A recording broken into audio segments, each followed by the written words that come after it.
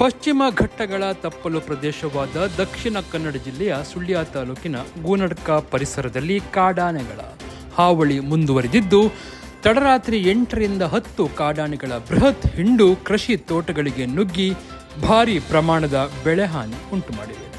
ಆನೆಗಳು ನುಗ್ಗದಂತೆ ತಡೆಯಲು ರೈತರು ನಡೆಸಿದ ಗಂಭೀರ ಪ್ರಯತ್ನಗಳು ಸಂಪೂರ್ಣ ವಿಫಲವಾಗಿವೆ.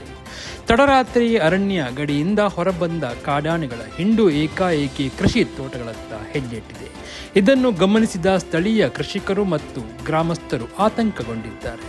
ತಕ್ಷಣವೇ ಜಂಟಿಯಾಗಿ ಕಾರ್ಯಾಚರಣೆಗಿಳಿದ ರೈತರು ಆನೆಗಳನ್ನು ಹಿಮ್ಮೆಟ್ಟಿಸುವ ಸಲುವಾಗಿ ಅವುಗಳ ಸನಿಹದಲ್ಲೇ ಪಟಾಕಿಗಳನ್ನು ಸಿಡಿಸಿದ್ದಾರೆ. ಅಲ್ಲದೆ ಜೋರಾಗಿ ಬೊಬ್ಬೆ ಹೊಡೆದು ಶಬ್ದ ಮಾಡುವ ಮೂಲಕ ಕಾಡಿನತ್ತ ಓಡಿಸಲು ಶ್ರಮಿಸಿದ್ದಾರೆ.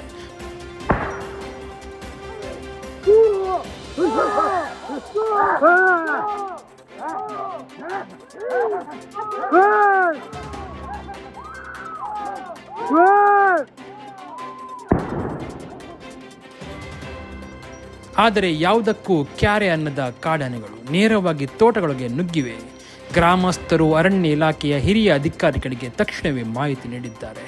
ಆನೆಗಳನ್ನು ಮತ್ತೆ ಅರಣ್ಯತ್ತ ಓಡಿಸುವ ಕಾರ್ಯಾಚರಣೆಯನ್ನು ತೀವ್ರಗೊಳಿಸಿದ್ದಾರೆ.